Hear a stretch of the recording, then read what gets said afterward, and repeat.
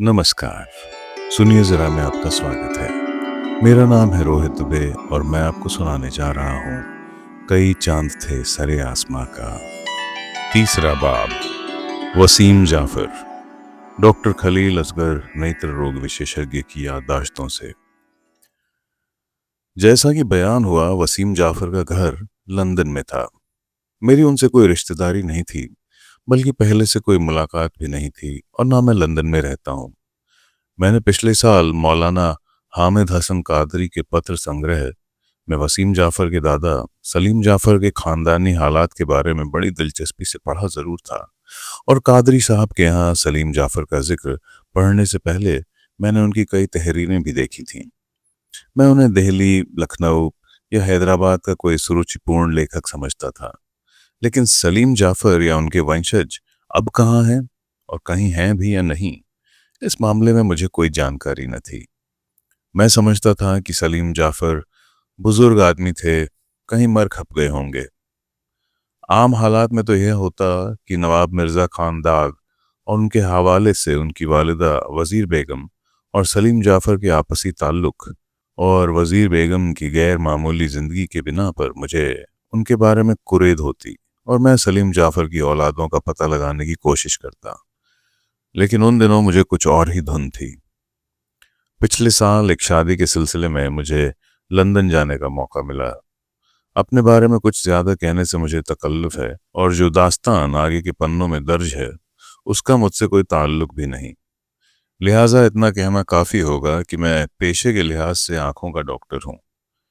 शेर व शायरी का कुछ शौक मैं भी रखता हूँ, लेकिन अगर मैं पुराने जमाने में होता तो मुझे नस्साब कहा जाता।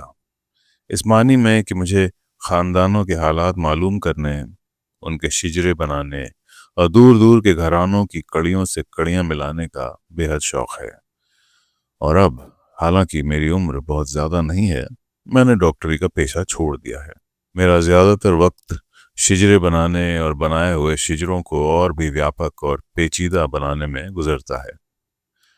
मैंने ऊपर अपनी एक धुन का जिक्र किया है, इसे दो धुनें कहूं तो गलत ना होगा। जिन दिनों मौलाना हामिद हसन कादरी साहब के खत मेरी नज़र से गुजरे, उसी जमाने में मुझे गोरखपुर में रहने वाले एक पारसी खानदान बोमन जी खुदाई जी का शिजरा दरियाफ्त और तहरीर करने का ख्याल पैदा हुआ था। उनके बारे में कहा जाता था कि उनके पूर्वज जमशेद आर्यनपुर को शहंशाह नूरुद्दीन जहांगीर के ज़माने में अंग्रेज यात्री टॉम कोरिएट अपने मार्गदर्शन के लिए सूरत के इलाके से अपने साथ लाया था। कोरिएट ने यूरोप और एशिया में हजारों कोस पैदल सफर किया था और आखिरकार जहांगीर के दरबार के साथ आगरा से अजमेर होता हुआ सिंध के रास्ते तुर्किस्तान और चीन की तरफ निकल गया था। कोरिएट को तो जहांगीर के दरबार से कुछ न मिला, लेकिन जमशेद आर्यनपुर की किसी बात पर खुश होकर उसे शाही तख्त से अवध के इलाके गोरखपुर में शराब और जंगलाती पैदावार, खासकर शहद और बंस लोचन का कारोबार करने का इजाजतनामा जारी कर दिया गया था। मशहूर था कि वर्तमान काल के तंबाकू और शराब के कारोबारी बोमन जी खुदाई जी का खानदान इन्हीं जमशेद आर्यनपुर का वंशज था। एक दूसरी चीज जिसकी मुझे उस वक्त कुरेद थी, उसका ताल्लुक खुद मेरे लोगों से था। यह बात अक्सर लोगों को मालूम है कि हिंदुस्तान के सूफियों और अल्लाह वालों में सयादों की तादाद सबसे ज्यादा है, लेकिन कम लोगों को यह बात मालूम है कि अब्दुल मुत्तलिब की औलाद के बाद हिंद के सूफियों की बड़ी तादाद खत्ताब के खानदान से है। और यह बात भी सिर्फ इतिहासकारों को पता है कि सैयद, तुर्क और पठान शासक तो यहाँ ढेरों हुए हैं, लेकिन फारसियों के सिर्फ एक खानदान ने हिंदुस्तान के किसी इलाके में हुकूमत की है। बुरहानपुर की फारूकी रियासत की बुनियाद मालिक राजा फारूकी ने सन 1397 में रखी थी, और उसकी औलाद ने 2 सदियों से कुछ ऊपर बुरहानपुर और खानदेश पर हुकूमत की। आखिरकार जलालुद्दीन मोहम्मद अकबर के चढ़ते इकबाल के सूरज और उसकी सेना ने 1601 में इस घराने का चिराग गुल कर दिया। सल्तनत के खात्मे के बाद बुरहानपुर के फारूकियों का जिक्र तारीख से कुछ यूं भुला दिया गया, गोया मैदान जंग की गर्द के छटने के साथ साथ उनका नाम भी आसमान की गहराइयों में घुल गया हो। बुरहानपुर के फारूकियों की बात मुझे बिल्कुल इत्तेफाक से मालूम हुई, और तब से मुझे यह धुन या अपरिपक्व विचार कह लीजिए लग गई कि इस बात का पता लगाया जाए कि हुकूमत जाने के बाद बुरहानपुर के फारूकियों पर क्या गुजरी। हालांकि हम आजमगढ़ के फारूकियों का खानदान तो आम यकीन के मुताबिक मालिक राजा के भी पहले से, यानी फिरोज तुगलक के आखिरी दिनों 1388 से इन इलाकों में आबाद था। लेकिन क्या पता हमारे पूर्वजों का कुछ रिश्ता बुरहानपुरी फारूकियों से भी रहा हो, या अकबर के जमाने के बाद बन गया हो। मुझे दोनों ही मंसूबों में कुछ कामयाबी न हुई थी, और ना ही मुझे इसकी सूरत नजर आती थी। लेकिन शादी में शामिल होने के लिए लंदन जाने को मैंने दरअसल अपनी तलाश को फैलाने का बहाना बना लिया, और शादी की रस्मों के दूसरे ही दिन से मैंने India office library and records में ज़रूरी कार्रवाई के बाद उसके रीडिंग रूम में बैठने, फहरिस्तों और किताबों और उनके अलावा अहम अंग्रेज अफसरों के खानदानी कागजात और दस्तावेजों को पढ़ने की सहूलत का इंतजाम कर लिया। निचली मंजिल के बड़े हॉल में एक कोना, एक कंप्यूटर, एक छोटा सा डेस्क, किताबों कागजों के लिए एक छोटा सा खुला शेल्फ भी मुझे दे दिया गया कि वहां अपने काम के बीच मुझे जरूरी सहूलियतें हासिल रहें। इंडिया ऑफिस लाइब्रेरी और रिकॉर्ड अब ब्रिटिश म्यूजियम का हिस्सा बना दिए गए हैं, और म्यूजियम से लाइब्रेरी को अलग करके इस नई इकाई को ब्रिटिश लाइब्रेरी का नाम दे दिया गया है। एक जमाने में ब्रिटिश म्यूजियम में पैसों की तंगी बहुत थी। अब यह तंगी एक हद तक दूर हो रही है, क्योंकि बर्नार्ड शॉ ने अपनी बेपनाह दौलत का बड़ा हिस्सा ब्रिटिश म्यूजियम के लिए वक्फ कर दिया था। उस वक्त ब्रिटिश म्यूजियम और लाइब्रेरी एक ही थे, इसलिए बर्नार्ड शॉ के वक्फ की आमदनी का एक अच्छा खासा हिस्सा लाइब्रेरी के खर्च के काम आता था। लेकिन जब इंडिया ऑफिस लाइब्रेरी और रिकॉर्ड को ब्रिटिश लाइब्रेरी में मिला दिया गया, तो ब्रिटिश म्यूजियम ने एक मुद्दा उठाया कि बर्नार्ड शॉ की विरासत इंडिया ऑफिस के लिए तो थी ही नहीं, लिहाजा अब यह नई बनी ब्रिटिश लाइब्रेरी इस बात का हक नहीं रखती कि बर्नार्ड शॉ की विरासत से उसे कुछ मिले। आपसी झगड़ों ने कानूनी शक्ल इख्तियार कर ली, और ब्रिटिश लाइब्रेरी का मुश्किल दौर और लंबा होता गया। अब कुछ दिन हुए मामला खूबसूरती से निबट चुका है, तो लाइब्रेरी की परेशानियां कुछ दूर हुई हैं। पेंसिल, कागज, टेलीफोन, काम करने के लिए आरामदेह कुर्सियां, आसानी से समझ में आ जाने वाले कंप्यूटर कैटलॉग सब मुहैया है। पहले यह सब कुछ न था। दाम भी ज्यादा नहीं है। हाँ, अब भी हर चीज के लिए इंतजार बहुत करना पड़ता है, और अक्सर पुराने दस्तावेजों और खानदानी कागजों, जिनमें से कुछ की हालत काफी खस्ता होती है, उन्हें ढूंढने और अंदर से निकलवाने में देर अब भी लगती है। मैंने ग्रेट वेस्ट रसल स्ट्रीट की एक म्यूज में कमरा ले लिया था, जो मेरी जरूरतों के लिए काफी था। जानकारी के लिए अर्ज कर रहा हूं कि म्यूज किसी मोहल्ले का नाम नहीं। अच्छे मकान यहाँ आम रास्तों पर लबे सड़क होते हैं। ऐसे मकानों के पीछे एक तंग सी गली होती है, जिनमें इन मकानों के गैराज, पहले समय में कैरेज हाउस, बने होते हैं। इन्हें म्यूज कहा जाता है। बाद में कुछ लोगों ने गाड़ी खाने को शागिर्द पेशा बना लिया, तो जिन घरों में शागिर्द पेशा का इंतजाम घर के अंदर ही था, उन्होंने अपने म्यूज को गैराज बना लिया, और कुछ ने उन्हें अपेक्षाकृत सस्ते किराए पर नौजवानों के लिए एक कमरे का फ्लैट बना दिया। सेंट्रल लंदन के इलाके में ये म्यूज बेहद लोकप्रिय और सम्मानजनक रिहाइश का दर्जा रखते थे। ये मेरी बस खुशनसीबी थी कि मुझे एक बहुत अच्छा म्यूज फ्लैट वाजिब किराए पर मिल गया था। ब्रिटिश लाइब्रेरी यहां से पैदल बमुश्किल 20 मिनट के फासले पर थी। चारों तरफ खाने और चाय वगैरह की दुकानें भी काफी थीं। हिंदुस्तानी दुकानें तो कम थीं, लेकिन गोवा का चिकन विंडालू, पंजाब का दम आलू और मुगलई ग्रिल्ड चिकन टिक्का वहां कुछ रेस्टोरेंट में मिल जाते थे। मैंने उन्हीं दिनों मशहूर समकालीन अंग्रेज आलोचक और उपन्यासकार पीटर एक्रॉयड का एक बयान पढ़ा था कि चिकन विंडालू ने तो अब मछली और आलू के कतले को अंग्रेजों के कौमी खाने के दर्जे से हटाकर उनकी जगह खुद ले ली है।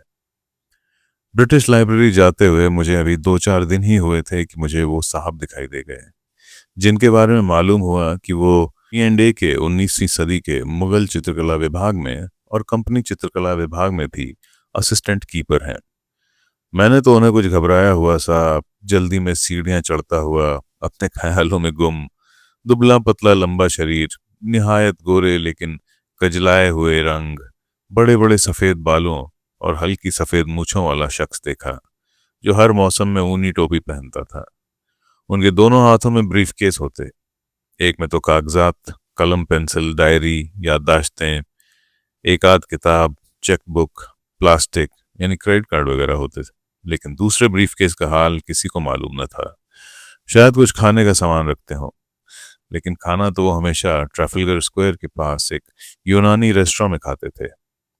मेरा ख्याल था कि उसमें दवाएं होंगी, क्योंकि वो मुझे हमेशा कुछ बीमार से लगते थे।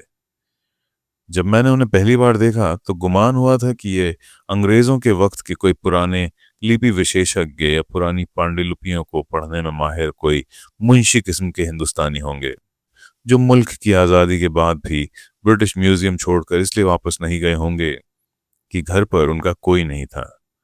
वो शेरवानी पहनते या सूट, दोनों ही ढीले ढाले और कुछ मलगजे रंगों के होते थे। कपड़ा हमेशा कीमती लेकिन जरा लापरवाही से पहना गया लगता था। जूते, हैट, छड़ी, छाता, सब निहायत कीमती और फैशन के मुताबिक, लेकिन साफ मालूम होता था कि पहनने वालों को इस बारे में कुछ खास ख्याल नहीं है कि कपड़े में शिकन न हो, सफाई और मेहनत से ब्रश किए गए हों, उन पर कोई दाग धब्बा न हो। वो ग्रेट वेस्ट रसल स्ट्रीट पर ब्रिटिश लाइब्रेरी के एक बस स्टॉप पहले बस से उतरते, नुक्कड़ वाले अखबारी लड़के, वहां अखबार बेचने वालों को न्यूज़ बॉय कहते हैं, चाहे वो बूढ़ा क्यों ना हो, से इंटरनेशनल हेराल्ड ट्रिब्यून नाम का अंतर्राष्ट्रीय अखबार खरीदते और उसे बगल में दबाकर ब्रिटिश म्यूजियम की तरफ पैदल चल देते। एक दिन बिल्कुल इत्तेफाक से लिफ्ट में मेरा उनका साथ हो गया, तो मैंने उन्हें सलाम अलैकुम कहा। उन्होंने निहायत गर्मजोशी से जवाब दिया। हालांकि मुझे उनकी उम्र और चाल ढाल को देखते हुए उनसे किसी गर्मजोशी की उम्मीद न थी। आज मैंने उन्हें गौर से देखा तो महसूस किया कि उनका ढीला ढाला सूट महज दर्जी की या पहनने वाले की लापरवाही या बहुत ज्यादा उम्र के सबब न था, बल्कि असल में वो खुद बहुत दुबले थे और उनके बदन की जिल्द, उनकी गर्दन, हाथों और चेहरे पर बेहद खुश्क और सख्ती से खींची हुई मालूम होती थी, गोया अंदर का गोश्त गल गया हो और जिल्द को हड्डियों पर किसी न किसी तरह मढ़ दिया गया हो, और अगर उसे हाथ से छुएंगे तो कागज किसी खरखराहट सुनाई देगी। छड़ी लिए उनके हाथ की कलाई किसी बच्चे की कलाई मालूम होती थी। मुझे मीर का शेर याद आया, तेरा है वहम कि ये नातवां है जामे में, तेरा है वहम कि ये नातवां है जामे में, वगराना मैं नहीं अब एक ख्याल अपना हूं। मैं इन्हीं ख्यालों में था कि लिफ्ट रुकी और हम दोनों साथ ही बाहर निकले। सामने से गुजरती हुई सेक्रेटरी लड़कियों ने इंतहाई खुशमिजाजी से गुड मॉर्निंग डॉक्टर या गुड मॉर्निंग वसीम वगैरह कहा, जिससे मुझे मालूम हुआ कि ये साहब यहाँ बहुत जाने पहचाने हैं और इनका नाम वसीम है। पूरा नाम वसीम अहमद, वसीम अख्तर वगैरह होगा। लिफ्ट से निकलकर वो कुछ मुस्कुराकर, अच्छा सलाम वालेकुम, इंशाल्लाह फिर मिलेंगे, कहते हुए दाईं तरफ की राहदरी में मुड़ गए। मैं सामने के हॉल में अपनी तयशुदा सीट पर पहुंचा तो मुझे यह देखकर थोड़ी हैरत और खुशी हुई कि कल शाम जिन किताबों और कागजात का ऑर्डर फॉर्म में जमा कर गया था, वो सब मेरे आने से पहले ही मेरी शेल्फ पर रख दिए गए थे। दस्तावेज ज्यादातर 1661 के बाद के ही थे, जब मुंबई के टापू को पुर्तगाली हुकूमत ने अंग्रेज कंपनी के हाथ बेच दिया था। यहूदी और पारसी वहां मुद्दतों से आबाद थे और उनके बारे में कुछ मालूमात मुंबई के बहुत भिक्षुओं और शिक्षा संस्थानों के संस्मरणों में दर्ज थीं, लेकिन उनमें आपस में मेल न था। 17वीं सदी के आखिरी बरसों में अंग्रेजों ने मुंबई में म्यूनिसिपैलिटी कायम की और उसके बाद के दस्तावेज और कागजात कामोबेश मुसलसल बस्तों या बक्सों में महफूज थे और अच्छी हालत में थे। मैं अपने कागजों की छानबीन में लग गया।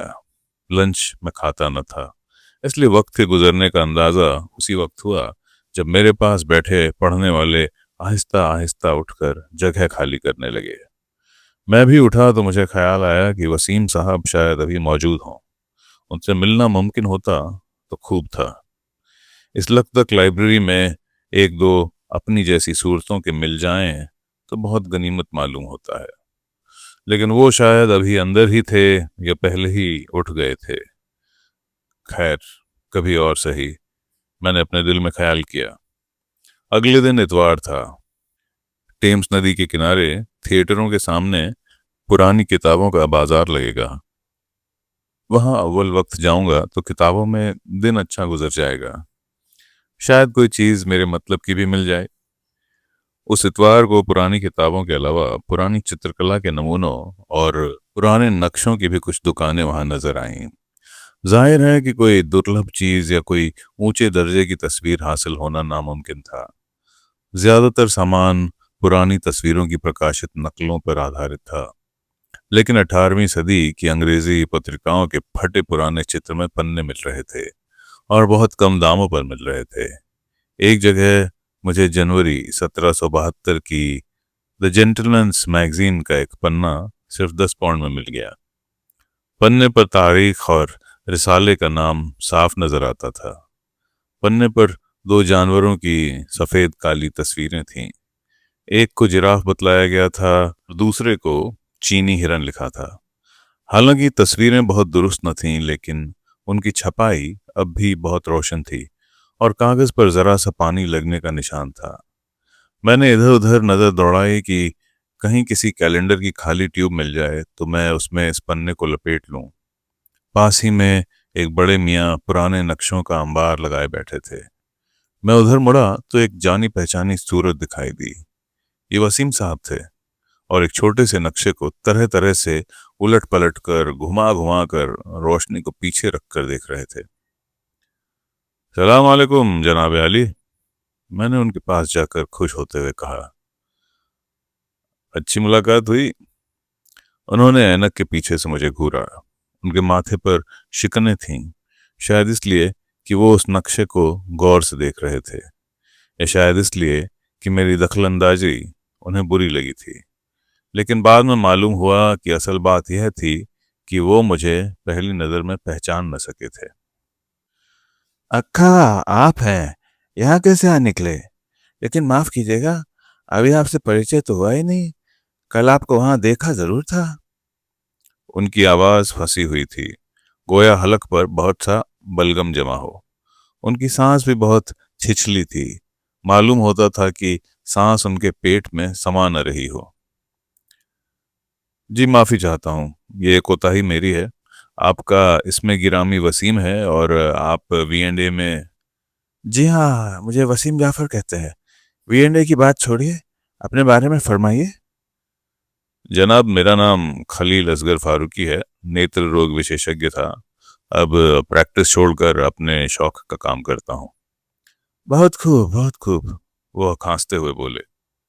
इंसान अपना शौक पूरा करे तो इससे बढ़कर क्या चाहिए? फुर्सत हो, अपना शौक हो और खुशगवार घर का खामोश गोशा हो। सुभान अल्लाह। मुझे एकदम ख्याल आया, वसीम जाफर, लेकिन मिर्जा दाग साहब की वालिदा के परपोते का नाम तो सलीम जाफर था। मैंने सोचा पूछ लूं, लेकिन हिम्मत न पड़ी। सलीम जाफर साहब ने तो शायद इस पहलू को छुपाए ही रखना चाहा था, वरना अपना नाम क्यों बदलते। लेकिन नाम का बदलना शायराना मसलहत यानी तखल्लुस की वजह से भी तो हो सकता है। मुझे ख्यालों में गुम देखकर वह हंस कर बोले। क्या बात है जो चुप हो गए? उमर खयाम में आ गया क्या? अच्छा, यह बात तो रही जाती है कि आपका शौक क्या है। यह शौक रकीबे सरो समा तो नहीं, जरो बेवतन है? कहाँ से आए हैं? ये लंदन ही में मुस्तकिल रहते हैं? मेरा शौक, मेरे शौक को आप नस्साबी कह सकते हैं। और मेरी बात पूरी होने का इंतजार किए बगैर वो बोल उठे। भाई वाह, नसाब और इस जमाने में क्या उम्दा बात है। आपको क्यों ना गनीमत जाने। आपने कुछ लिखा लिखा भी है? लिखा तो जरूर है, लेकिन मैं गनीमत वगैरह खाक नहीं, बस तालिबे इल्म हूँ। और अब मुझे यकीन हो गया था कि ये साहब सलीम जाफर के बेटे भतीजे वगैरह हैं, वरना बात बात में शेरों के इशारे, ये साफ सुथरी गुफ्तगू और कहाँ मुमकिन। और गनीमत इस जमाने में है तो आप लोग हैं। सलीम जाफर साहब के नाम से मैं खूब वाकिफ हूँ। सुभान अल्लाह। आप दादा जान की तहरीरों के जानकार हैं। तब तो आप अपनी गांव के यार निकले। मैं तो उनका पासंग भी नहीं, लेकिन बाप दादा की तरबियत ने कुछ शब्दों को जानने वाला, कुछ चित्रों को पहचानने वाला कर और दिया। खूब लोग थे वो ठंडी सांस लेकर बोले। रहे नाम अल्लाह का। और वजीर खानम साहिबा, मैंने हिम्मत करके कहा। सुभान अल्लाह, सुभान अल्लाह। किस शान और किस आन बान की खातून थी। बल्कि इस वक्त तो मैं भी उन्हीं के बारे में कुछ चीजें तलाश कर रहा हूँ। खूब। और इस वक्त जनाब के हाथ में ये नक्शा कैसा है? नक्शा? वो खुश होकर हंसे, लेकिन फिर खांसने लगे। खांसी से उनका चेहरा सुर्ख हो गया, सांस बिल्कुल तलपट हो गई। मैं बेचारगी से उन्हें देखता रहा। वो जेब से दवा की ट्यूब निकालकर गहरी सांसें लेने की कोशिश करते हुए दवा की फुहार गले में डालकर एक पल को रुके। फिर जब हाल जरा बेहतर हुआ तो बोले। जनाब, यह मुंबई का नक्शा है, 1694 का। जाहिर है कि आज का शहर कहीं का कहीं पहुंच चुका है। लेकिन यह भी जाहिर है कि इस नक्शे की तारीखी और दस्तावेजी अहमियत बहुत है। और हुस्ने इत्तेफाक ये कि मेरी भी दिलचस्पी इस वक्त एक ऐसे मामले से है जिसमें मुंबई का भी सिलसिला है। भाई बहुत खूब। तब तो यह नक्शा खरीद लेते हैं, बाकी बातें बाद में होंगी। यह कहकर उन्होंने बिना झिझक वह छोटा सा नक्शा 160 पाउंड में खरीद लिया। हम लोग बातें करते हुए पिमलिको की तरफ चले, जहां उन्हें किसी से मिलना था। रास्ते में हम दोनों ने अपना कुछ और परिचय कराया। नस्साबी के कारण पुराने दस्तावेजों और किताबों से मुझे दिलचस्पी थी, और पांडुलिपि विशेषज्ञ, चिन्ह विशेषज्ञ और पुरातत्व विशेषज्ञ की हैसियत से पुरानी किताबें, दस्तावेजें, तस्वीरें उनका ओढ़ना बिछौना थीं। शेर भी उन्हें खूब याद थे, लेकिन इकबाल के बाद के किसी शायर को उन्होंने नहीं पढ़ा था। नॉवेल और अफसाने में उन्हें कोई दिलचस्पी न थी।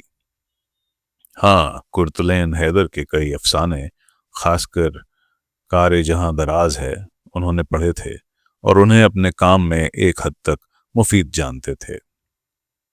पिमलिको पहुंचकर उन्होंने मिलाने के लिए हाथ बढ़ाया। अब मैं बाई गली से होकर अपने दोस्त के यहाँ पहुंच जाऊंगा।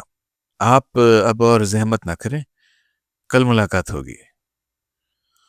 मुझे खौफ था कि कहीं खांसी उन्हें फिर परेशान न करे, लेकिन उन्होंने मुझे ही हंसी में उड़ा दिया कि आप भी खूब चीज हैं, जरा सी खांसी से डरते हैं। यह कहकर वो मुझे खुदा हाफिज कहकर मुड़े ही थे कि रुके और बोले। आपको मालूम है अरबी में खांसी को क्या कहते हैं? जी, जी नहीं, मेरी अरबी बस मामूली सी है। कहबा। वो मुस्कुराकर बोले। मैं एक लम्हे को गड़बड़ा गया। क्या ये किसी आने जाने वाली खातून की तरफ इशारा तो नहीं कर रहे हैं? जी, कहबा? मैं आपका मतलब नहीं समझा।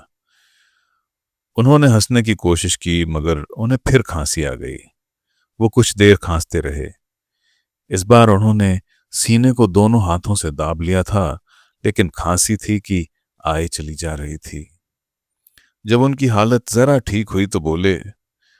मुझे इस खांसी ही पर याद आया, प्राचीन अरब में कहबाएं चूंकि अपने ग्राहकों को रिझाने के लिए हल्के से खांसती और खखारती थीं, इसलिए उन्हें भी कहबा कहा जाने लगा। मैं हंसा। बड़ी अजीब बात बताई आपने। जबान भी क्या शय है, खुदा की कसम। अमेरिकी अंग्रेजी में तवायफ को होकर भी कहते हैं। इसकी भी शायद कुछ ऐसी ही तारीखी वजह है। लेकिन साहब, आप अपनी खांसी का इलाज कर डालिए। इस उम्र में कोताही ठीक नहीं। उनके चेहरे पर कुछ अजीब सा रंग आया। हाँ हाँ, इलाज तो करता हूं। फिर वो कुछ मुस्कुराकर बोले, कहबा तो कहबा, जाएगी कहाँ। अच्छा, खुदा हाफिज। वो गली में मुड़ गए। अगले दिन लाइब्रेरी में उन्होंने मुझे खास तौर पर ढूंढा और दिन का खाना खिलाने के लिए अपने रोजमर्रा के यूनानी रेस्तरां में ले गए। जानते हैं आप, वर्जीनिया वुल्फ भी इसी रेस्तरां में दिन का खाना खाती थी। जब वह ब्रिटिश म्यूजियम में देर तक काम करती तो जरा सा खाना यहीं आकर खा लेती। उसने अपनी किताब रूम ऑफ वंस ओन में इसका जिक्र किया है। वसीम जाफर का दिमाग और बहुत सी चीजों के अलावा किसी बड़े अजायब घर के उन कमरों जैसा था जिनमें वो चीजें रखी जाती हैं जिनको नुमाइश पर रखना किसी वजह से मुमकिन नहीं होता। ऐसे कमरों में एक से एक अजीबोगरीब और नायाब सामान भरा होता है। वसीम जाफर साहब भी ऐसी ही अनोखी मालूमात का खजाना थे। मुझे वो अपनी राय में कुछ शर्मीला और मुंह छुपाऊ समझते थे। एक दिन रॉयल सोसाइटी के सामने से गुजरते हुए उन्होंने मुझे बतलाया कि शर्मीला और घर घुसना होना ऊंचे दर्जे के वैज्ञानिक या साहित्यिक कार्यों की जमानत हो सकता है। मशहूर वैज्ञानिक हेनरी केवेंडिश इस कदर शर्मीला था कि किसी से, यहां तक कि अपने नौकरों से भी बात नहीं कर सकता था। उसके घर की मैनेजर जरा जरा से मामले में हुक्म पाने के लिए उसे दिन रात पर्चे भेजती रहती थी। मैनेजर के सवालों के जवाब वह अक्सर हाँ, नहीं, जाने दो वगैरह शब्दों में देता था। इसके बावजूद केवेंडिश ने कई ऐसी वैज्ञानिक खोजें की जो उसके जमाने से कई दशक बल्कि एक दो सदी आगे थीं। केवेंडिश ने घर बैठे सिर्फ एक भोंडी सी मशीन, कागज कलम, एक दो मामूली औजारों की मदद से जमीन का वजन पता किया। उसका निकला हुआ नतीजा आज के निहायत बारीक और सूक्ष्म यंत्रों की मदद से निर्धारित किए गए वजन से बस 1% से कुछ कम है। तो मियां खलील, जिसने की शर्म उसके फूटे करम, कुछ अक्लमंदी की कहावत नहीं। जरूरत दरअसल खुद से शर्म करते रहने की है। कल मैं लॉर्ड लेक और महारावल बख्तावर सिंह के कागज पत्र देख रहा था। उन्होंने कुछ अच्छे चित्रकार भी नौकर रखे थे। मुझे उनकी बनाई हुई तस्वीरों की तलाश है। उन्हें बेतरह खांसी आ गई, यहां तक कि वो सड़क के किनारे एक दुकान की सीढ़ी पर जरा सिमट कर बैठ गए कि खांसी थमे तो बात को आगे बढ़ाएं। ऐसी बुरी खांसी, फंसी हुई आवाज और सांस की तंगी कोई अच्छा संकेत तो न थी। बात को बदलने की गरज से मैंने कहा, लेकिन आप नवाब अहमद बख्श खान और वजीर खानम के बारे में भी कुछ तलाश कर रहे थे। जनाबे अली, खुद से शर्म करना तो एक नाजों भरी अदा है, वह हम लोगों को नसीब कहाँ। यह आप वजीर खानम से कहते तो बात भी थी। मैंने उन्हें छेड़ने की गरज से कहा। उन्हें दोबारा जरा सी खांसी आई। उन्होंने फौरन रुमाल से मुंह साफ किया और बोले, हाँ मियाँ, हम ट्यूब ट्रेन और इंटरनेट के जमाने के लोग नाजों भरी अदा जैसी नाजुक चीज को क्या समझें। लेकिन जनाब, मेरा मतलब यह था कि अगर अपने कुकर्म का एहसास हो। वल्लाह, ये लफ्ज कुकर्म आपने कहां से निकाला। अच्छा खासा इंसान कुत्ता मालूम होने लगा। यही तो इस लफ्ज की खूबी है। वह किसकी नज्म थी? ऑर्डन की नज्म थी ना, the dog beneath the skin. तो फिर मैंने क्या झूठ कहा? जी हाँ, अमीक हनफी साहब मरहूम ने भी एक नज्म में लिखा है, मेरे अंदर भौंकता कुत्ता बंधे। ये अमीक हनफी साहब कौन थे? इनको तो मैं जानता नहीं, लेकिन बात पते की कही है उन्होंने। तो लीजिए, कितना कारगर लफ्ज है। लेकिन साहब, मैं सच सच कहता हूं, अगर हमें अपनी बुराइयों का शऊर हो जाए तो निगाह में कोई बुरा न रहे। मैंने बादशाह बहादुर शाह के शेर का एक टुकड़ा कुछ बदल कर पढ़ दिया। ना ना ना, हरगिज नहीं, यह बात नहीं। बुरे तो हम सब हैं, लेकिन हम अपनी बुराइयों को अच्छा समझते हैं। विलियम फ्रेजर को लीजिए, बड़ा हिंदुस्तानी बना फिरता था, लेकिन शमसुद्दीन अहमद खान से वजीर खानम का इश्क बर्दाश्त न कर सका। शमसुद्दीन अहमद खान की वालिदा के साथ उनकी सौतों ने अच्छा सलूक न किया तो शमसुद्दीन अहमद खान के दिल में उनके लिए और उनकी औलादों के लिए नफरत उमड़ आई। और वजीर खानम, आपकी दादी जान? बड़े पेचीदा मिजाज की खातून थीं, हिम्मत वाली भी थीं। मैं उनकी तस्वीर की धुन में हूं कि कहीं से मिल जाए तो शायद उनका किरदार कुछ और समझ में आए। उस जमाने के कुछ हिंदुस्तानी चित्रकारों ने चित्रकारी में चरित्र को उभारने के भी ढंग आजमाने शुरू कर दिए थे। फिर मेरी उनकी मुलाकातें अक्सर होने लगीं। उन्हें वजीर खानम, मास्टर्न ब्लैक, नवाब अहमद बख्श खान, मिर्जा फतेहुल मुल्क बहादुर वगैरह के बारे में बहुत सी बातें मालूम थीं। मास्टर्न ब्लैक की मौत का हाल उन्होंने मुझे तफसील से बताया था। मैं देर तक ताज्जुब करता रहा कि अंग्रेजों के खिलाफ उस जमाने में भी ऐसी कार्रवाइयां और गद्दाराना वाकयात हो सकते थे। वसीम जाफर साहब ने मेरी गलत फहमी दूर की।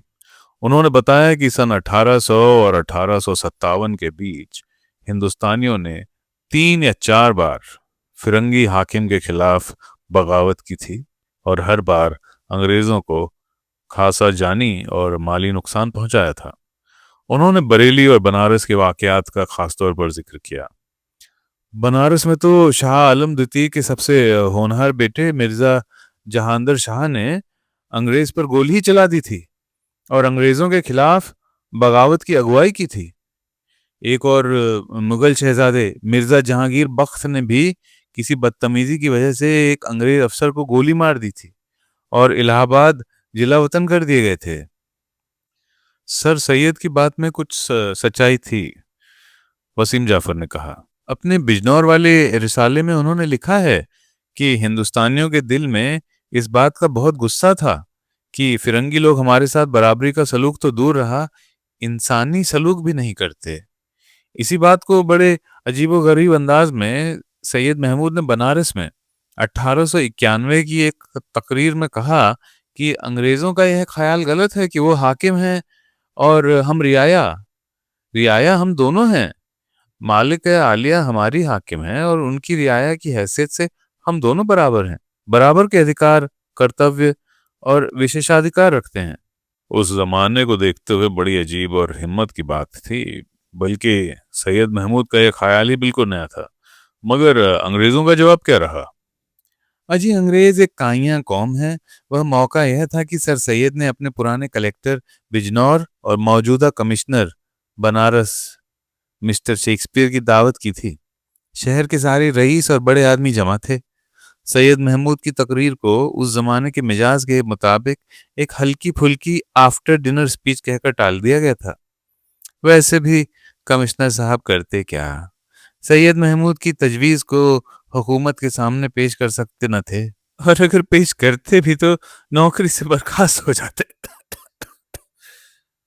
वो हंसे, लेकिन उनकी हंसी फिर खांसी में तब्दील हो गई। एक बार वसीम जाफर साहब ने मुझे अपने घर खाने पर बुलाया। पोर्ट बेलो रोड खुद ही जरा खस्ता हाल इलाका है। उसकी एक पुरानी धुरानी इमारत की तीसरी मंजिल पर उनका घर था। पुराने ढंग की तंग सीढ़ियां थीं, लिफ्ट थी नहीं। खुदा मालूम किस तरह चढ़ते उतरते होंगे। जब मैं अंदर दाखिल हुआ तो फौरन महसूस हुआ कि ऐसी गैर फैशनेबल और कम आरामदेह बस्ती के ऐसे मामूली घर में उनके रहने की वजह यह थी कि वो ज्यादा किराया नहीं दे सकते थे, और ज्यादा किराया देने में असमर्थता रहने की वजह कंजूसी नहीं, बल्कि दुर्लभ चीजें जमा करने का शौक था। 2 कमरों के घर में तस्वीरें, किताबें, शीशे के उपकरण, पांडुलिपियां हर तरफ बिखरे हुए थे। और यह भी था कि पोर्ट बेलो रोड में पुरानी चीजों और छोटे मोटे अजूबों की कई दुकानें हैं। लिहाजा अपना शौक पूरा करने का सामान उन्हें काफी मिकदार में मुहैया था। मैं जिस चीज को उठाता उसे अपनी तर्ज की अनोखी ही पाता। मेरी हैरत और लगाव को देखकर वो मुस्कुराए। मैंने आपको एक खास मतलब से जहमत दी है। क्या मतलब? क्या खाना न खिलवाएंगे आप? हाँ, मैंने हंसकर कहा। खाना तो खाएंगे, जरूरी खाएंगे साहब, लेकिन यह बताएं, आपने मौलाना मोहम्मद हुसैन आजाद का वो संपादित किया हुआ दीवाने ज़ौक़ पढ़ा है? कह तो नहीं सकता, मैंने जवाब दिया। ज़ौक़ का कलाम थोड़ा बहुत देखा ज़रूर है, लेकिन मौलाना मोहम्मद हुसैन आज़ाद का संपादित किया हुआ दीवाने ज़ौक़ तो मैंने शायद उसकी शक्ल भी नहीं देखी। अब तो बहुत दुर्लभ हो गया होगा। मगर आप उसे ही क्यों पूछते हैं? तनवीर अहमद अलवी वाला नुस्खा तो हर जगह मिल जाता है। आपने उसकी शक्ल नहीं देखी तो अच्छा ही किया। अचानक उनका मुंह तमतमा गया, जैसे बुखार में हो। मैंने उन्हें हमेशा निहायत ठंडे मिजाज का और किसी बात का ज्यादा असर न लेने वाला पाया था, लेकिन आज उनका रंग बज़ाहिर बेसबब और एकाएक इस कदर बिफरा हुआ देखकर मैं कुछ घबरा गया। मैंने बात को हंसी में टालने की कोशिश की। चलिए फिर तो कोई बात नहीं, मैं तो डरा था कि अगर मैंने वह किताब देखी होती तो उसकी सजा में आप मुझे खाना ही न खिलाते। उन्होंने कुछ जब्त करते हुए कहा, नहीं, यह बात नहीं है कि इसकी वजह से कोई भूखा सोए, लेकिन जिसने लिखी है उसने ईमान और इंसाफ का ख्याल न रखा। मैं जरा परेशानी में पड़ गया। किताब से उनकी मुराद अगर दीवाने ज़ौक़ से थी, तो उसके लेखक के बारे में यह ख्याल मौलाना हाली या सर सैयद का तो हो सकता था कि उसने ईमान और इंसाफ का कुछ ख्याल न रखा है। लेकिन वह तो एक तारीखी और तहजीबी शिकस्त की बात थी। सन 57 की जंग आज़ादी में लुट पिट कर हमारे बुजुर्ग अपने बुजुर्गों की हर बात को तेरा जीवन पाप है कह रहे थे। अब वह बात तो थी नहीं। क्या मौलवी नज़ीर अहमद की रूह ने दोबारा जन्म ले लिया था? लेकिन आज तक तो वसीम साहब ने ऐसी किसी राय या रवैये का इजहार न किया था। फिर आज क्या बात हो गई थी? मुझे चुप देखकर वसीम साहब का भी मिजाज जरा ठंडा हुआ।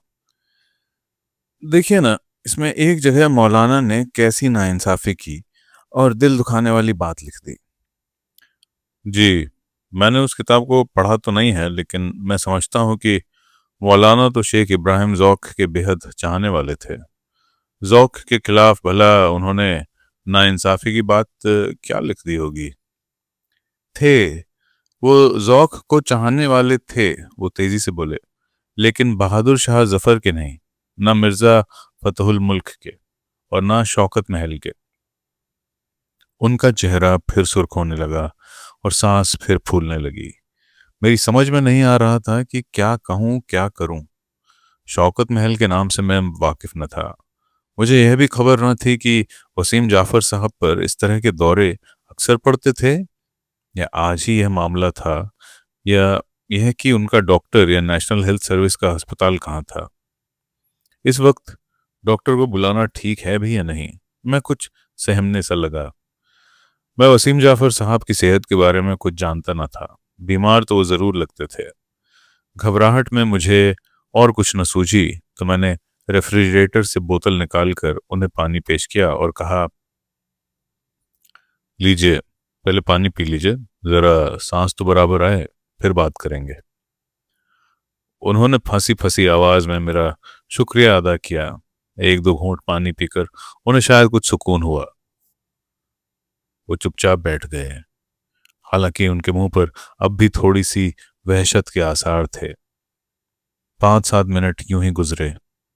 फिर उन्होंने गहरी सांस ली, दोनों हाथों से मुंह को रगड़ा, आंखें मली, गोया अभी सोकर उठे हों। फिर वो गिलास का बाकी पानी एक सांस में पीकर अपनी आम आवाज में बोले, खलील असगर साहब, चोरी करने के बारे में आपका क्या ख्याल है?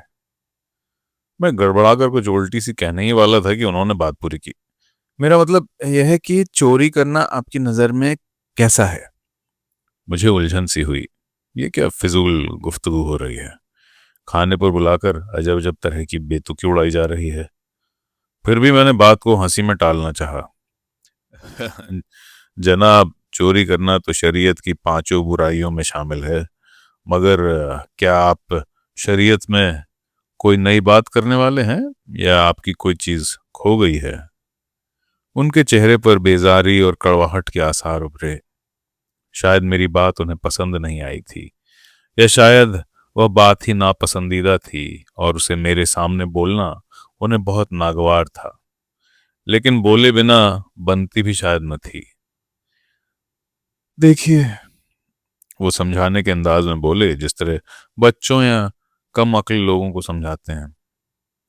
फर्ज कीजिए आपकी कोई चीज हो और उसे अगला चुरा लाया हो, तो आप उस चीज को वापस चुरा लेने के हकदार होंगे कि नहीं? देखिए, ये मामला तो फर्जी है। अचानक मेरी जबान में हकलाहट आ गई, जिसे अंग्रेजी में हाइपोथेटिकल कहते हैं। जी, ऐसी बात पर मैं क्या राय दूं? मैं डर रहा था कि मेरे इनकार पर उन्हें फिर से गुस्से या खांसी का दौरा न पड़ जाए, लेकिन उनकी बात ही अजब बेढब और मुगहम सी थी। मेरी समझ में नहीं आ रहा था कि कौन सी बात कहूं जो उन्हें नागवार न हो, और यह भी महसूस न हो कि मैं उनके साथ मुरवत भरा बर्ताव कर रहा हूं या उन्हें बहला रहा हूं। वो दोबारा कुछ देर को चुप हो गए, फिर कुछ इस लहजे में बोले गोया किसी फैसले पर पहुंच गए हों। बताइए, ब्रिटिश लाइब्रेरी और V&A म्यूजियम में बहुत सारा माल हिंदुस्तानियों का है कि नहीं? बेशक, हिंदुस्तानियों या किसी खास हिंदुस्तानी का भले ही ना हो, लेकिन हिंदुस्तानियों की मिल्कियत तो वह बेशक है। खूब। और यही कैफियत उस माल की भी है जो दूसरे अजायब घरों और निजी हवेलियों, कोठियों, बकिंगम पैलेस वगैरह में है। जी बेशक, लेकिन इस सब में से कुछ तो माल के असल मालिक ने मौजूदा मालिक को तोहफों में भी दिया होगा। बेशक। उन्होंने मेरी बात दोहराई, लेकिन उसमें कोई तंज न था। मैं उस सब माल को छोड़ने को तैयार हूँ जो मोहब्बत और रजामंदी के साथ तोहफे में दिया गया होगा, लेकिन खुशामद या रिश्वत में दिए हुए माल, लूट के माल और ताकत के सहारे कुर्क किए हुए माल के बारे में आप क्या फरमाएंगे? ये बहस कहाँ ले जा रही थी, इसका धुंधला सा एहसास मुझे था, लेकिन उस तरफ जाने का मकसद मेरी समझ में ना आता था। मैंने बहुत सोचकर कहा, अगर किसी ऐसे माल का सच्चा या जायज वारिस पैदा हो जाए तो वह उसकी वापसी के लिए दावा कर सकता है। और अगर दावा मंजूर होने की कोई उम्मीद ना हो? मगर अदालत ही तो एक रास्ता है। क्यों? और कोई रास्ता क्यों नहीं? भला क्या रास्ता है? क्या वह उसे जबरदस्ती छीन ले? और जबरदस्ती छीनना यह उसके बस में भी है कि नहीं? नहीं, छीनने की बात नहीं है। भाई वसीम जाफर साहब, पहेलियां ना बुझाइए। मेरा तो दम उल्टी आ रहा है। मुझे डर था कि जाफर साहब फिर बिगड़ जाएंगे, लेकिन इस बार वो एक पल चुप रहकर बोले, आपको मालूम है वजीर खानम मेरी परदादी थीं और मैं उनके हालात तलाश कर रहा हूँ। जी हाँ, और आपको तलाश है कि उनकी कोई तस्वीर आपको मिल जाए। मोहम्मद हुसैन आजाद ने एक तस्वीर का जिक्र किया भी है उसी दीवाने ज़ौक़ में जिसका मैंने अभी आपसे तज़किरा किया था। अच्छा, बहुत खूब। मुझे नहीं मालूम था। मुझे वह तस्वीर मिल गई है। उन्होंने बहुत धीमी आवाज में कहा। अरे वल्लाह! मैं अपनी जगह से तकरीबन उछल कर बोला, तो यह तो बड़ी कीमती तस्वीर होगी, तारीखी एतबार से भी और अदबी एतबार से भी। वाह साहब, वाह! आपने तो बड़ा गहरा हाथ मारा। वजीर खानम के अकेले मर्द वारिस की हैसियत से मैं उस तस्वीर का कानूनी मालिक हूं। उन्होंने अपनी भारी खांसी से फंसती आवाज में कहा। लेकिन वह तस्वीर है कहाँ? क्या उसका मालिक आपके हाथ उसे बेच देगा? वो भला क्यों बेचेगा? क्या अब्दुल हमीद लाहौरी का बादशाह नामा अंग्रेजों ने वापस किया? क्या कोहिनूर इन लोगों ने वापस किया? लेकिन वो तो करोड़ों की चीजें हैं, और वो भी पाउंड में, ना कि हिंदुस्तानी रुपयों में। यह तो एक तस्वीर है, वह भी किसी शहजादी या मलिका की नहीं। भला पातशाहनामा और कोहिनूर कहाँ और यह तस्वीर कहाँ? यह तस्वीर तो उसका मौजूदा मालिक दे ही देगा, नहीं तो भारी दामों में आपके हाथ बेचने पर जरूर राजी हो जाएगा, है कि नहीं? मानता हूं कि यह तस्वीर कोई बड़ा खजाना नहीं, लेकिन फिर भी यह कौम ऐसी नहीं कि हाथ आई चीज को जाने दे। यानी वो तस्वीर भी अंग्रेजी हुकूमत के कब्जे में है, और आप उससे वापसी की दरखास्त नहीं करना चाहते या नहीं कर सकते? दोनों ही बातें हैं। भाई माफ कीजिएगा, आप चबा चबा कर क्यों बातें कर रहे हैं? आप साफ कहिए तो कुछ मैं अर्ज भी कर सकूं। मैंने कुछ झुंझला कर कहा। आपके लिए कुछ ना होगा, वो ठंडे लहजे में बोले। बहरहाल सुनिए, आप जानते हैं मैं ब्रिटिश लाइब्रेरी में चीजें ढूंढा करता हूँ। एक बार बिल्कुल इत्तेफाक से मुझे लॉर्ड रॉबर्ट्स, वही 41 ईयर्स इन इंडिया वाला लॉर्ड रॉबर्ट्स, जिसने एक मौके पर जीनत महल के बारे में गुस्ताखी भरी बातें कही हैं, उसकी डायरी की खबर लगी, जिसमें दर्ज बातों से उसने अपनी किताब में बहुत काम लिया था। मैंने सुना कि वह डायरी एबरडीन यूनिवर्सिटी की लाइब्रेरी में है, लेकिन आम अध्ययन के लिए नहीं है। खैर, मैंने अपने ताल्लुकात को काम में लाकर वहां तक पहुंच हासिल कर ली। मैंने डायरी में जगह जगह ऐसी चीजें पाई जिनका जिक्र रॉबर्ट्स ने अपनी किताब में नहीं किया है। यानी लूटमार के वाकयात या अंग्रेजों के जुल्म? मैंने कहा। वो तो यकीनन, लेकिन उसमें बादशाह के और मिर्जा फतेहुल मुल्क के निजी कागजात का भी जिक्र था कि किले की लाइब्रेरी और दफ्तरों की लूट में कुछ चीजें उसके हाथ लगीं, जैसे मिर्जा फतेहुल मुल्क बहादुर का निजी रोजनामचा। मैंने इससे पहले उस जमाने के किसी मामूली शहजादे के रोजनामचे का जिक्र ना सुना था। सल्तनत के वलीअहद की बात ही क्या। रॉबर्ट्स ने लिखा है कि मैंने वो सब कागजात इंडिया ऑफिस में जमा करा दिए थे। ताज्जुब, और सख्त ताज्जुब है कि आज तक किसी को इसका ख्याल ना आया। आपकी दरियाफ्त तो बड़ी अहम साबित हो सकती है। जी, फिर मैंने ब्रिटिश लाइब्रेरी में हर जगह ढूंढा, तमाम मुमकिन सूचियां, कैटलॉग और सालाना रिपोर्टें देखी, कुछ पता न लगा। मैं उम्मीद खो चुका था, लेकिन बस इत्तेफाक कहिए कि एक दिन एक बड़े मियाँ मुझे मिल गए, जिनको इंडिया ऑफिस की नौकरी से रिटायर हुए कोई 25-30 बरस गुजर गए हैं। उनसे जिक्र आया तो उन्होंने बताया कि 1857 के बहुत से कागजात, जिन्हें गैर अहम करार दिया गया था, वो लाइब्रेरी की फहरिस्त में दर्ज ही नहीं हुए थे। उन्हें बक्सों में बंद करके तहखाने में रखवा दिया गया था कि कभी फुर्सत और साधन होंगे तो उन्हें कैटलॉग किया जाएगा, लेकिन वह नौबत ही नहीं आई। भाई वाह, ये तो बड़ी अजब बात हुई। जी हाँ, खैर आगे की तफसील को छोड़ते हुए बस यह बताना चाहता हूँ कि बहुत तलाश के बाद वो बक्से मुझे मिल गए। चमड़े के 7 बक्से थे, जैसे कि अक्सर जहाजी इस्तेमाल करते हैं, और हर बक्से के अंदर रखे सामान की तफसील भी कागजों के साथ बस्ते में बंधी हुई थी। एक बक्से में बहुत सी दस्तावेजों के साथ सिर्फ फखरू मरहूम का रोजनामचा भी था, लेकिन उसमें कुछ और भी था। वसीम जाफर खामोश हो गए, जैसे आगे बताना न चाहते हों। अब मुझे भी कुरेद हुई कि वह क्या चीज हो सकती थी। बादशाह की वसीयत, या मिर्जा इलाही बख्श की गद्दारी के बारे में कोई नई बात, या वो जो बात मशहूर है कि दिल्ली के किले से लेकर आगरा के किले तक सुरंग थी, उसका कुछ सबूत, या गड़ा हुआ खजाना। भला क्या चीज हो सकती थी? क्या मैं जान सकता हूं कि वो क्या चीज थी? मैंने संभल संभल कर कहा। जानना क्या मानी, मैं वह चीज आपको दिखाई देता हूँ। यह कहकर वो उठे और अपना ब्रीफकेस खोलकर उन्होंने एक मजबूत बड़ा सा लिफाफा मेरी तरफ बढ़ाया। उनके हाथ में जरा सी कपकपी थी। लिफाफा मोहरबंद न था, लिहाजा मैंने उसका फ्लैप खोलकर उसके अंदर रखा हुआ कोई 6 इंच ऊंचा और 5 इंच चौड़ा मोटा कागज निकाल लिया। किसी इंतहाई खूबसूरत लड़की की तस्वीर थी। उसकी उम्र यही 24-26 साल की रही होगी।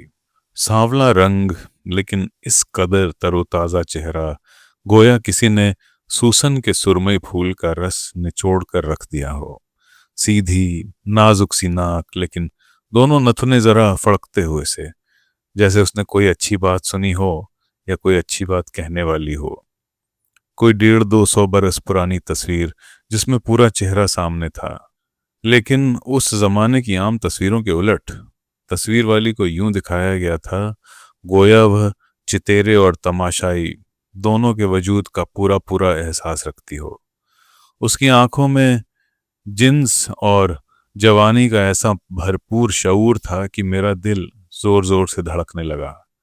लगता था यह तस्वीर अपनी आंख या भौं से मुझे कोई इशारा करने वाली है, लेकिन उस इशारे में कोई घटियापन या कमीनापन न था, बल्कि एक तरह की चुनौती थी कि क्या तुम इस लुभावने आकर्षण का सामना करने का हौसला रखते हो। सुडौल चेहरे पर बड़ी बड़ी आंखें, उन पर लंबी लंबी पलकें, लेकिन साया किए हुए नहीं, बल्कि चिलमन की तरह कुछ उठी हुई। आंखों का रंग शरबती, गहरी और हल्की सी सुनहरी दमक लिए हुए। सफेदी ऐसी सफेद और उसमें हल्की सी ठंडक की ऐसी कैफियत जैसे ताजा खिला हुआ जंगली गुलाब। हिरन की सी लंबी सुडौल गर्दन में पन्नों की माला, 9 लड़ों की, लेकिन सब दाने बराबर के और एक रंग, एक शक्ल के थे।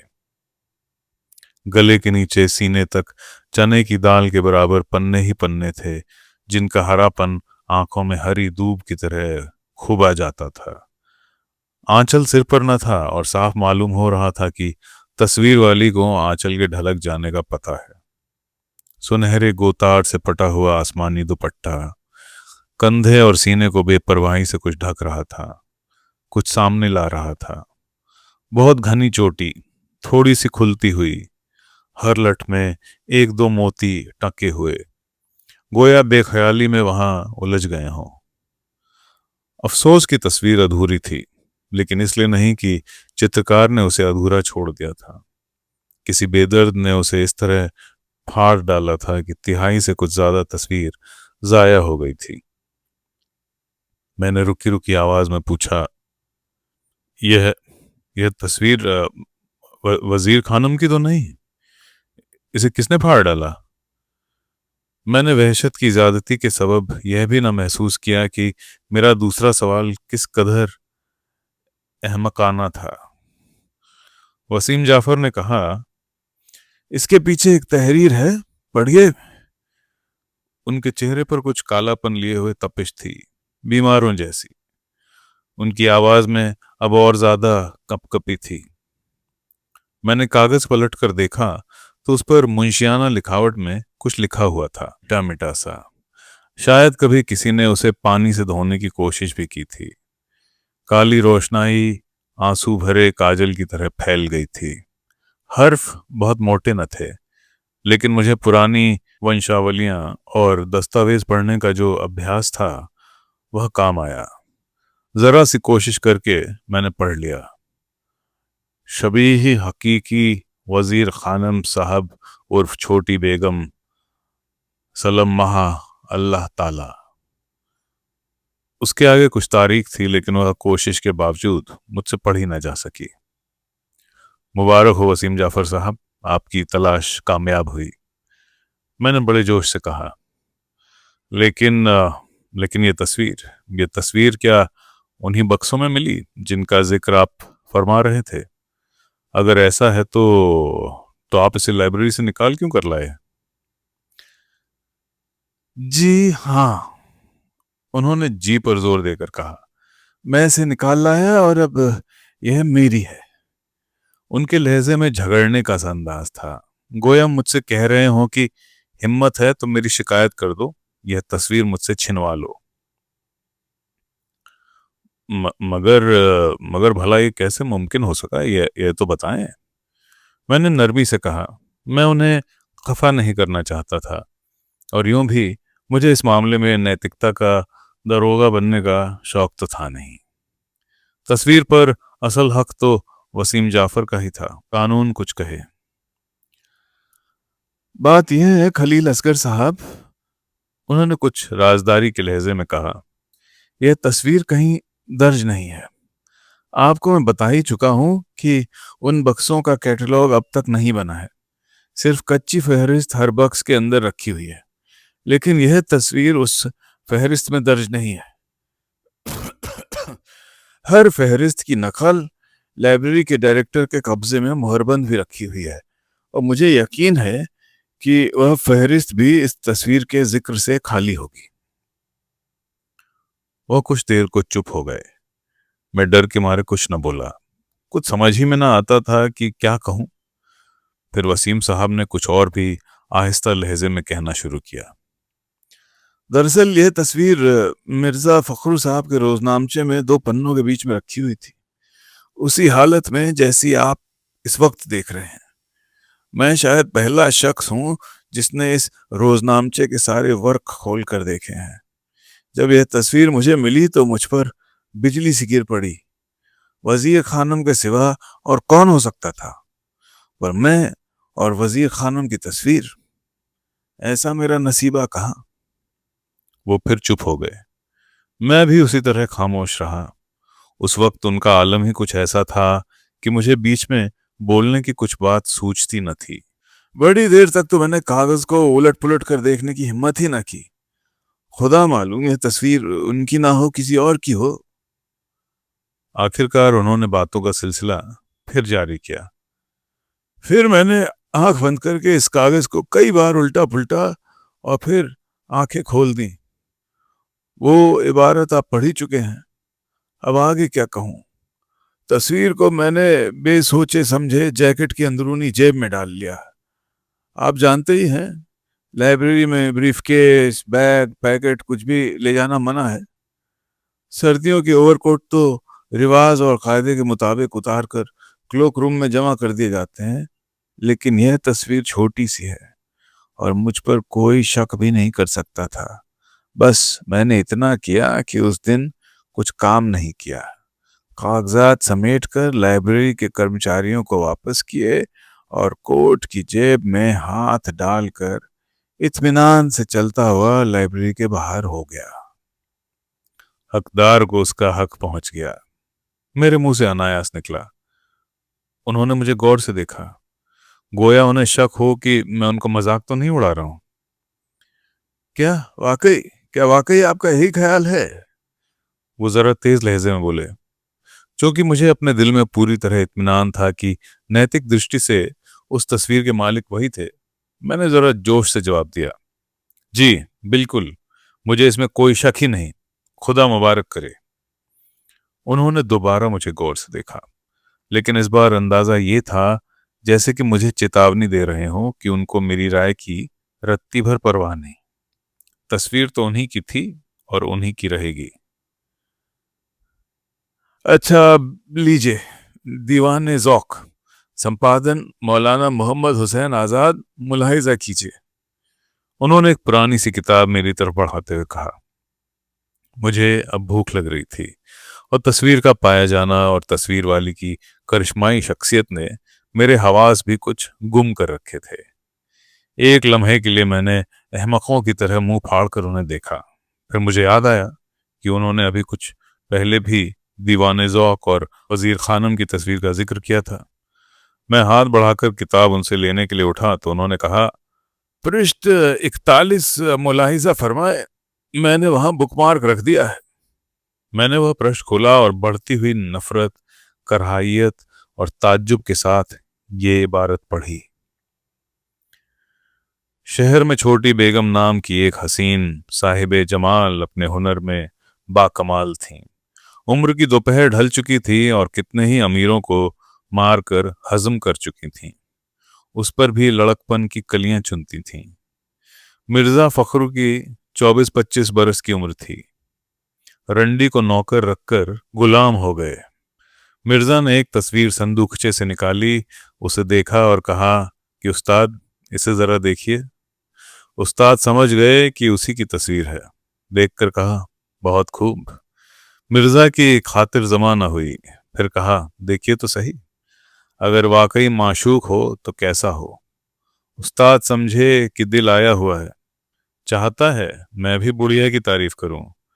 फिर भी इतना कहा कि खूब, बहुत खूब। उनसे फिर भी रहा न गया।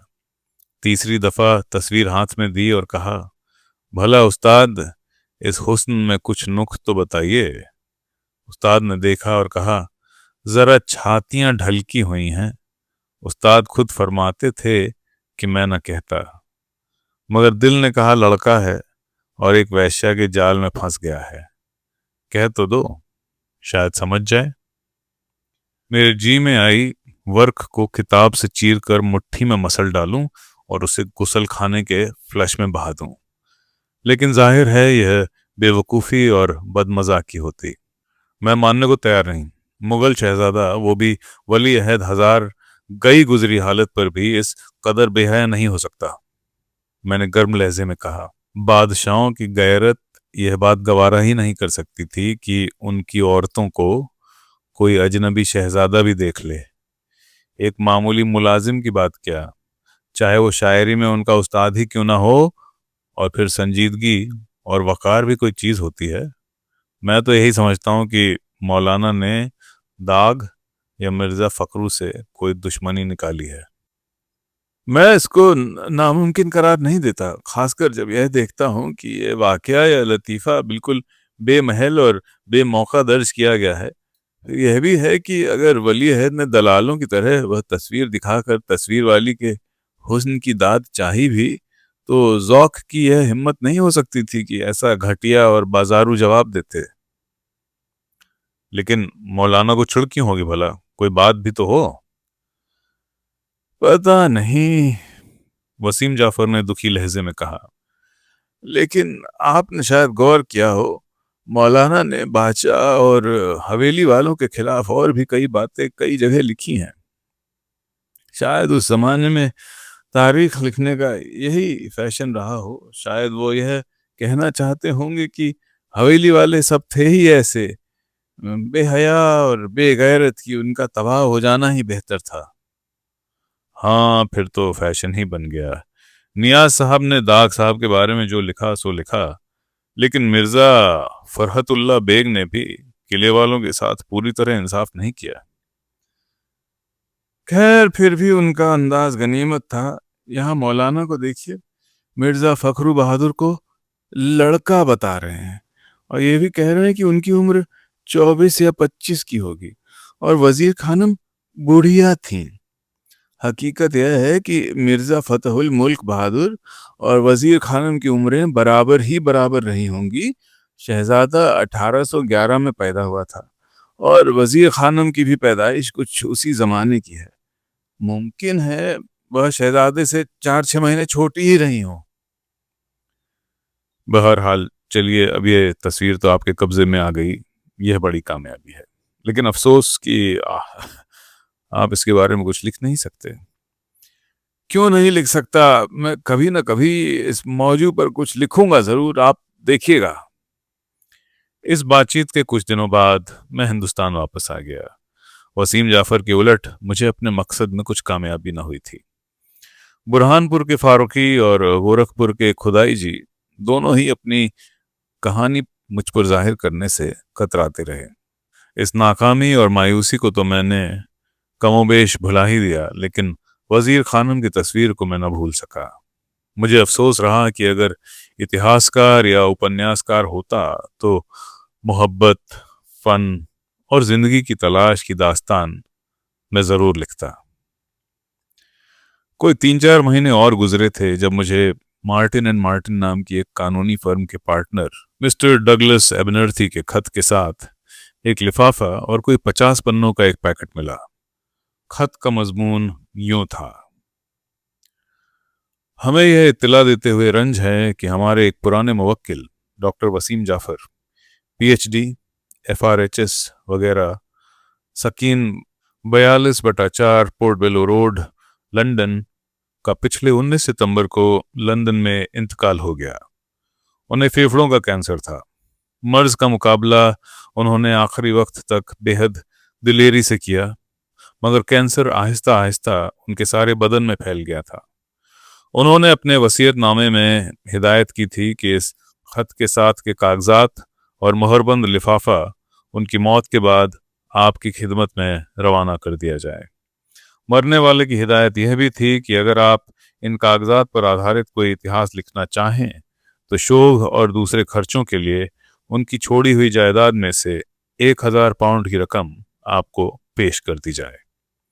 अलावा इसके डॉक्टर जाफर की तमाम किताबें और कागजात ब्रिटिश लाइब्रेरी में महफूज हैं और उनकी वसीयत के मुताबिक अगर उनमें से किसी भी कागज़ या किताब की नकल की जरूरत आपको अपनी कृति के महसूस हो तो वह उनकी जायदाद के खर्चे पर आपको मुहैया की जा सकेगी। बराह करम इस खत और साथ के कागजात की रसीद से सूचित करें। शुक्रिया। हम हैं आपके सच्चे दोस्त। बराए Martin and Martin, Douglas Abernethy, junior partner. Packet को मैंने अलग रखकर लिफाफे को खोला।